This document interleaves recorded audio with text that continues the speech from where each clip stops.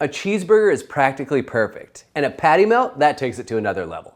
How do you improve on that? Throw in some pimento cheese and you have a new world of flavor in that sandwich. Check out the pimento cheese patty melt. I know there are some people who are unfamiliar with pimento cheese, and that's a shame. There's a reason some consider it the caviar of the South. Today we'll combine that creamy spread with a juicy burger for a patty melt that's over the top. Let's get to it.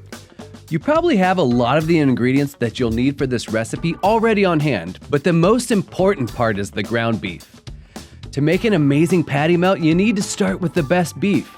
We'll be using certified Angus beef, 80% lean ground beef. This provides the perfect amount of fat for a burger.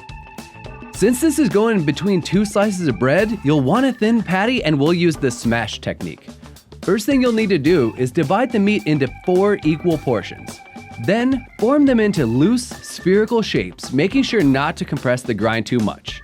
To ensure that the patties stay juicy even when they're smashed, it's crucial to use certified Angus beef, because if it's not certified, it's not the best.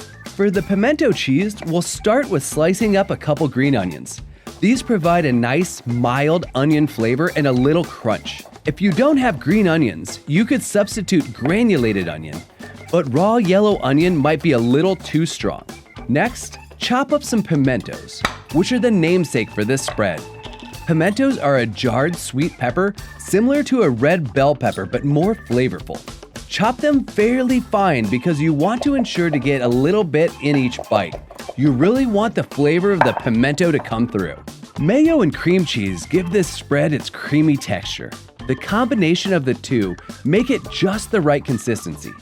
The mayo for its creaminess and the cream cheese will help to make it more spreadable. Let the cream cheese warm up at room temperature for a little while so that it folds easily into the spread. I probably could have let this sit out just a little bit longer. Using a sturdy spatula rather than a whisk will make mixing the ingredients much easier. Add some of your favorite hot sauce. I only use a teaspoon here, but if you like it spicier, go wild. Finally, we'll go in with some sharp cheddar cheese. This has a more assertive flavor. If you don't like sharp cheese, it's fine to use a mild cheddar. At this point, you really want to mix well to ensure that everything is well distributed and there aren't any clumps of ingredients, but the spread will remain a little chunky. This sandwich is simple, but all of the elements are important, even the bread that you decide to use.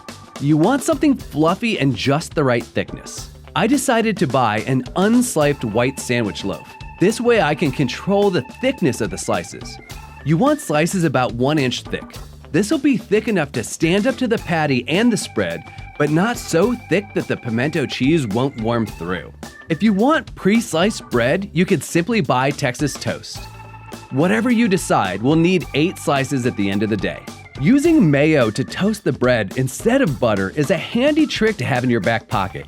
It's easy to spread in an even layer, and since it's mostly oil, it'll brown beautifully. Plus, you're already using it in the pimento cheese.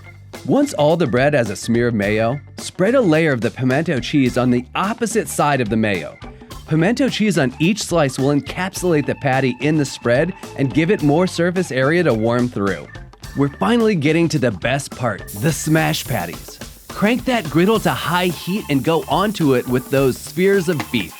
I find it most efficient to use 2 spatulas to smash the patties. One hefty wide one for the smashing, and another one to provide more downforce in order to get that patty super thin. When smashing, smear the patty out a bit. This will help the patty fit the bread and prevent beef from sticking to the spatula.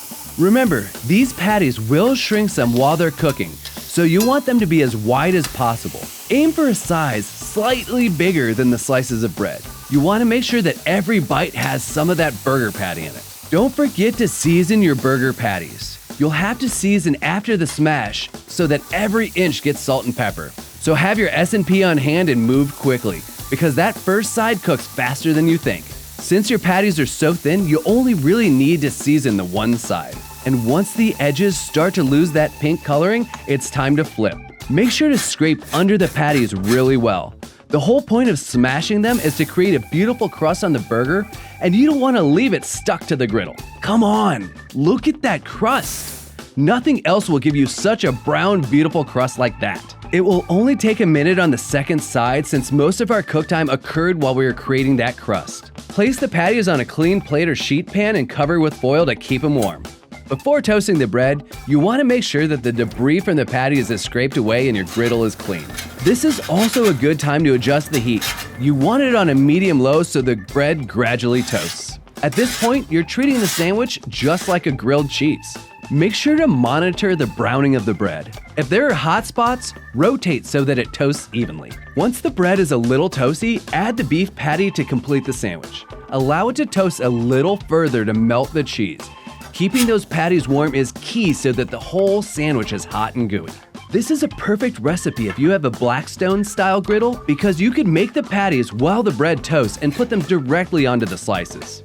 Look at that toasty bread filled with gooey pimento cheese and that perfectly seared beef patty. This sandwich really combines 3 amazing comfort foods: grilled cheese, pimento cheese, and a cheeseburger. You'll be an all-star to whoever you share this with. Patty melts are great, but a pimento patty melt, that's next level. See you next time here in the Test Kitchen at Certified Angus Beef.